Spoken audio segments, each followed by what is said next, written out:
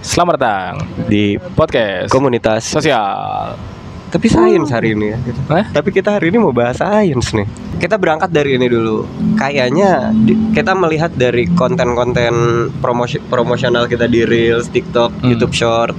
Itu orang-orang tuh seneng ketika ketika dia menemukan fakta baru. Ketika mereka mendapatkan fakta yang baru, bukan cuma sekedar trash talk, tapi ada fakta baru yang mereka dapetin. Kayaknya sih gitu. Kayaknya.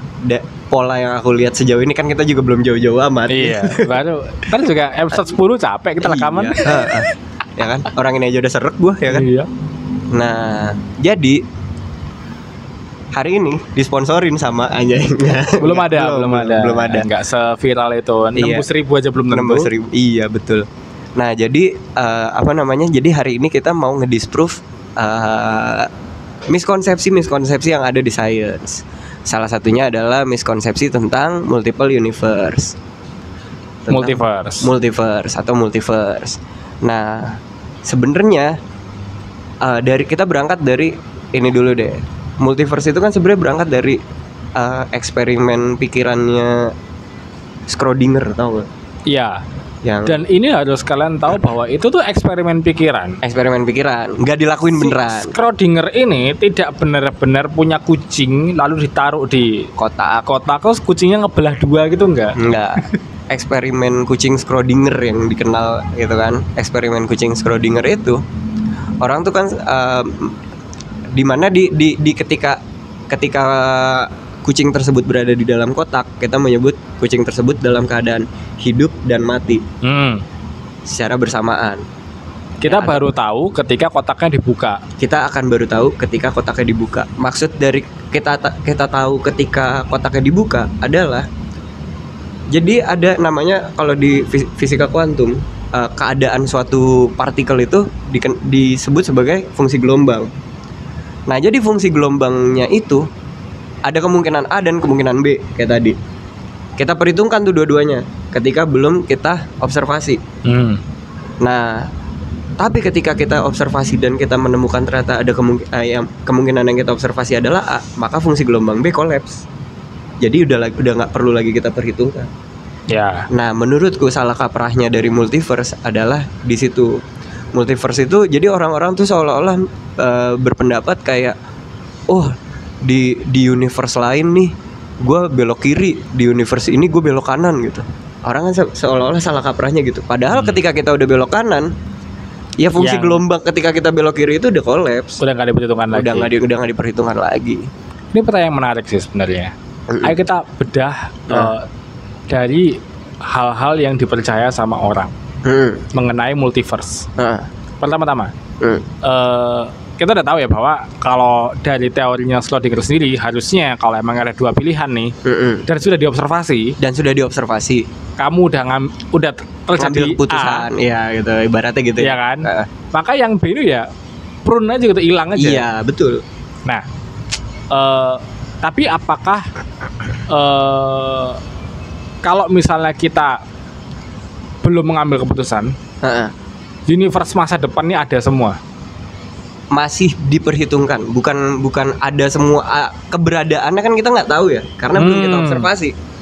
Karena tidak kita observasi keberadaannya, jadi kita nggak tahu. Oke, ini menarik nih. Iya. Jadi keberadaannya kita nggak tahu karena belum diobservasi. Betul. Ya kan, kita nggak bisa menentukan keberadaannya. Ternyata pegel. Nah, bisa lain. Ya udah. Aku mau nanya pertanyaan mungkin belum relevan, tapi akan relevan beberapa menit berikutnya. Oke. Kamu merasa, apakah benar sains itu menganggap bahwa dimensi keempat adalah waktu? Oke. Nah, pertanyaan bagus. Apakah fisika sih ya? Iya. Fisika menganggap dimensi keempat adalah waktu? Jadi gini, dimensi keempat nggak melulu soal waktu. Tapi di ranah relativistik, waktu itu setara dengan posisi. Sehingga dia bisa disejajarkan lah gitu, menjadi satu sistem koordinat yang kita sebut sebagai koordinat ruang waktu. Nah, tapi apakah koordinat keempat itu koordinat waktu? Apakah waktu itu adalah dimensi keempat itu nggak mesti.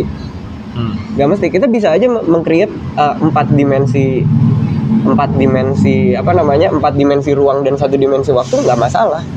Tapi kan kita adalah makhluk 3 dimensi ruang, 3 dimensi ruang, yang mana berarti kita hanya bisa melihat gitu, kita hanya bisa mengobservasi di dimensi 3 ke bawah. Nah, berarti ketika kita sudah bisa transcend nih dari dimensi 3 ke dimensi 4, iya. Yang mana empatnya adalah 4 posisi ya, 4 posisi, bukan 4 waktu. Oh enggak. Tadi kan kamu bilang kita bisa aja membuat dia menjadi 4-nya tapi posisi kan? Iya. Nah, berarti bisa juga dong bahwa 3 dimensi, 3 space, ya kan? 3 posisi dan 1-nya waktu. Bisa juga dong. Itu kita sekarang hidup di situ. Kita sekarang hidup di 3+1 itu. Nah, iya. Nah, tapi kan kita hanya bisa menjalani waktu ke depan. Oh, itu maksudmu. Iya kan? Iya. Nah, sehingga observasi yang kita bisa lakukan terbatas, kita nggak bisa melihat di masa depan. Dan kita juga tidak bisa mengandu keputusan-keputusan di masa lalu. Iya, betul. Itu kan? Iya. Restraint-nya kita kan di situ, karena kita sebagai makhluk yang hanya bisa melihat waktu itu ke depan. Linear, iya. Nah, makanya kalau di Marvel, semuanya ini berantakan ketika kita udah ada time machine. Ketika udah ada mesin waktu. Oh iya, benar. Artinya kan manusia sudah tidak lagi terbatasi observasinya ke depan. Iya. Jadi kalau misalnya kalau time travel possible, apakah multiverse-nya juga possible? Ini bener-bener what if statement banget sih ya. Loh iya kan? Tadi kan kita mau ngebantain Marvel kan. Nah, menurutku itu kuncinya di situ.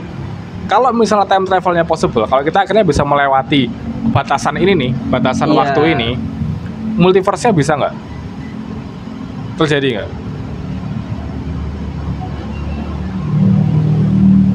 Enggak sih. Kenapa nggak? Kita kan terkonstrain oleh waktu yang linear tadi kan, yang kita cuma bisa lihat maju. Kan kalau lu inget kan di Endgame kan siapa namanya? Bruce Banner. Iya, dijelasin kan sama si Ancient One itu kan, kalau misalnya sebenarnya Bruce Banner ya yang jelasin kalau misalnya sebenarnya itu dia bukan balik ke masa lalu, tapi masa lalunya adalah jadi masa depan, yang mana itu dibagi mereka itu dia tetap linear. Nah, gitu. Yang mana sebenarnya bagi mereka itu tetap linear gitu. Yang mau kamu tanyakan itu yang gampang itu apakah kalau misalnya time travel possible, bisa nggak kita menciptakan branches? Sebenarnya sih bukan ketika time travel itu possible. Kan kamu juga pernah bilang ke aku gitu kan, waktu aku pernah bilang ke kamu kalau aku mau bikin cerpen tentang time travel. Terus lu bilang time travel itu ada aturannya, harus strict dulu, harus diperjelas dulu aturan dari time travelnya. Betul. Itu kan yang pertama kali kamu ngomongin ketika aku nyebut ada kata time travel. Iya. Nah, menurutku itu dia tadi time travel di sini itu kita masih rancu nih, karena belum ada kejadiannya gitu kan, karena kita belum punya observasi aslinya. Jadi kita nggak tahu sebenarnya batasannya di sini adalah apakah dia yang model linear tadi, linear seperti yang tadi si Marvel, atau yang tadi lu bilang yang ada cabangnya gitu. Oke. Jadi kesimpulannya, karena itu belum bisa diobservasi, jadi sekarang multiverse ada dan nggak ada. Oke. Pertanyaanku gini, dengan sains yang kita punya sekarang, apakah kita punya potensi untuk menciptakan time travel? Oh, enggak. At all. Interstellar fucking shit. Interstellar fucking shit enggak juga, tapi Interstellar endingnya time travel Tesseract. Itu kan bukan berkat teknologinya dia, bukan berkat teknologi manusia, berkat Tuhan. Iya, berkat si mereka kan, kalau di film Interstellar kan nyebutnya mereka. Makhluk 4 dimensi. Iya, berkat si mereka itu. Nah, jadi kenapa menurut aku nggak possible? Satu karena energi, karena emang batas kecepatan adalah kecepatan cahaya. Dua, ketika kita mau travel back in time itu berarti kita harus lebih cepat daripada cahaya. Kenapa? Ketika kita mau travel back in time, kita harus lebih cepat daripada cahaya. Karena dulu sederhananya gini, ketika dulu belajar dilatasi waktu tuh, ketika kita mendekati kecepatan cahaya kan waktu akan melambat. Oh. Jadi seolah-olah kita ke masa depan. Iya. Karena waktunya melambat. Berarti kalau kita udah melampaui kecepatan cahaya, iya, kita udah melampaui. berarti kita akan bisa memutar waktu itu balik gitu kan? Jadi Iya. semacam negatif gitu. Iya. Tapi itu sejauh ini itu persamaannya terconstrain lah. Ternyata persamaan relativitas itu, kalau kamu ingat, itu ada akarnya. Yang mana kalau misalnya kecepatan kita lebih besar daripada kecepatan cahaya, jadinya akar negatif. Yang artinya Imagine. Exactly. Ironically ya, akhirnya cuman bisa di dalam imajinasi aja. Betul. Itu dia. Menarik. Gitu. Tapi bukankah emang impossible lah sebuah benda yang punya massa bisa bergerak melampaui kecepatan cahaya? Exactly. Yang punya massa ya. Yang punya massa. Tapi emang ada benda nggak punya massa? Apa itu? Ada nih. Tuh, ya kan? Bukan lampunya, foton. Foton tuh nggak punya massa, dan dia bergerak dengan kecepatan cahaya. Ya namanya juga foton, berarti kan kecepatannya dia. Partikel cahaya, betul. Berarti kan kecepatannya dia. Is it possible for us to have or to achieve time travel one day? Enggak. Karena tadi secara formula kita butuh dia sampai negatif dulu. Iya. Dan negatif itu tidak mungkin karena dia imajiner, ya kan? Karena dia harus akar -1. Oh, iya. Terus secara hukum fisika juga nggak akan ada benda yang punya massa bisa berjalan lebih cepat daripada cahaya. Betul, exactly. Iya gitu. Dan kalaupun bisa, energinya gede banget. Semendekatinya gitu ya. Sedekat-dekatnya kita sampai bergerak dengan kecepatan cahaya gitu ya. Bergerak dengan kecepatan cahaya, itu energinya tetap gede banget yang dibutuhkan. Time travel ada di ranah metafisika aja. Wah, gua nggak berani nyentuh. Gue beneran nggak berani nyentuh kalau itu. Oh enggak. Gini. Metafisika tuh udah ranah filsafat banget soalnya. Oh iya, dengerin aku. Dengerin aku ini. Jadi tadi kan udah sepakat bahwa benda kalau mau time travel harus tidak punya massa. Ya. Iya. Ya. Minimal syarat minimalnya dia nggak boleh punya massa. Iya. Oke. Sedangkan hal-hal yang material sekarang nih, mungkin hanya foton yang kita tahu nggak punya massa. Ada lagi sih sebenarnya. Lupa lagi apa lagi. Tapi kan hal-hal mikroskopis kan yang jelas kan. Iya, partikel kecil kan, nggak. Neutrino. Bukan kita kan. Bukan kita. Nah, di ranah metafisika kita punya bagian dari diri kita yang tidak punya massa. Iya. Nah, iya, oke lah. Berarti di ranah metafisika ya, di ranah yang tidak material. Ya, gitu. Di ranah yang tidak material, yang tidak bisa diobservasi, tidak bisa dibuktikan, tidak bisa disentuh. Berarti secara nggak langsung nih. Ranahnya cuma bisa dipercaya. Secara nggak langsung.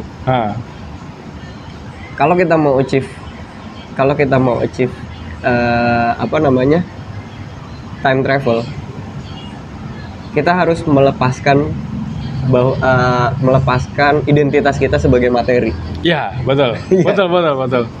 Anjing filsafat sekali bahasan. Ini kalau misalnya kamu ngelihat praktek-praktek keagamaan ya, nggak usah kita ngomongin agama-agama gede, agama-agama animisme, agama-agama suku lah. Ada beberapa kesamaan, yaitu meditasi misalnya. Iya, keadaan transendental itu kan. Nah, keadaan transendental di mana kamu kayak bisa lepas dari tubuh materimu, gitu. Nah, itulah tempat di mana kamu bisa bebas dan mungkin bisa time travel. Oh, tapi kamu tahu nggak? Kamu nonton Avatar Korra kan? Iya. Kata orang sampah itu. Ada satu statement di Avatar Korra yang gue suka banget. Spiritualisme itu adalah keterikatan duniawi. Wah, oh iya. Iya. Itu ngagetin banget sih. Itu damn, langsung kayak anjrit. Jadi selama ini yang menahan Korra adalah karena dia selalu terikat sama dunia spirit gitu. Iya. Anjir itu kayak fuck. Iya. Fuck. Ini buat orang yang nggak nonton Avatar dan orang cuma tahu hype-nya kayak bilang, oh Avatar Aang lebih bagus daripada Korra. You don't know shit about Korra, man. Iya. You don't know shit about Korra. Iya. Korra itu menurutku memang bukan tontonan anak-anak. Oh iya bukan, bener. Korra itu tontonan yang sangat-sangat filosofis, sangat-sangat politikal. Politikal benar, politikal iya, filosofis iya, setuju. Dan itu nggak lagi ngomongin good and evil lagi di situ. Betul. Ketika di Betul, Avatar Aang kita masih ngomongin kayak ini good Baik and buruk. evil, terus gimana caranya kita mengalahkan diri sendiri, kurang lebih masih gitu kan. Iya. Di Korra kamu udah ngomongin masyarakat, ngomongin hal-hal metafisika. Iya. Musuh pertamanya aja kan itu kan fasis. Musuh Fasis. di season pertamanya fasisme. Wah, gila itu udah bukan tontonan anak-anak sekali itu. Ya. Dan fasis yang meminta kesetaraan. SN kayak Iya. ini orang-orang yang bisa bending nih ngerusak tatanan tau. Iya. Kayak kita hancurkan bending. Gila loh. Iya, tapi dengan tangan besi gitu. Iya, dengan tangan besi. Fasisme. Dengan fasisme. Gila. Nah, itu- Orang nggak paham Korra, men. Aku masih ngerasa orang nggak Iya. paham Korra. Iya, itu dia loh. Orang tuh bilang Korra jelek gitu. Oke lah kalau misalnya mau dibilang lebih bagus Avatar, lebih jelek dikit dibanding Avatar oke lah. Gue masih bisa menerima. Tapi nilainya tuh bagus banget gitu. Iya. Gila, bisa kepikiran spiritualisme adalah keterikatan duniawi. What the hell? Anjir. Favoritku Zahir. Zahir ya. Zahir. Gila. Itu keren banget. Bro, ada orang bisa menggunakan airbending yang kita diajarin di Aang tuh airbending ini harmless. Iya. Terus sama dia bisa dijadikan senjata pembunuh, Cuk. Dia Nafasmu ditarik loh, Iya. anjing. Anjir itu Gila. Zahir. Dan Zahir nggak pernah belajar airbending. Enggak. Dia benar-benar belajar konsep. Dia belajar konsep. Dan Sampai terbang. akhirnya bisa sendiri. Iya. Dan bisa terbang. Dan bisa terbang. Aang itu terbang pakai bola-bola. Iya. Enggak, Zahir terbang. Terbang sendiri. Terbang kayak Chris Angel, Cuk. Iya. Anjing kayak Chris Angel. Basah. Itu Zahir juga ini tuh transendental juga kan. Nah itu aku tadi kenapa kok aku mau pas kamu bahas Korra aku jadi keinget Zahir karena kita lagi ngomongin transcendental kan. Time travel mungkin kalau kita ranahnya adalah di metafisika. Iya. Dan ini bantahannya untuk Marvel. Apa? Daripada kita pakai Infinity Stones buat time travel, harusnya time travel itu lebih logis kalau dilakukan oleh Doctor Strange dan kawan-kawan. Aku setuju banget.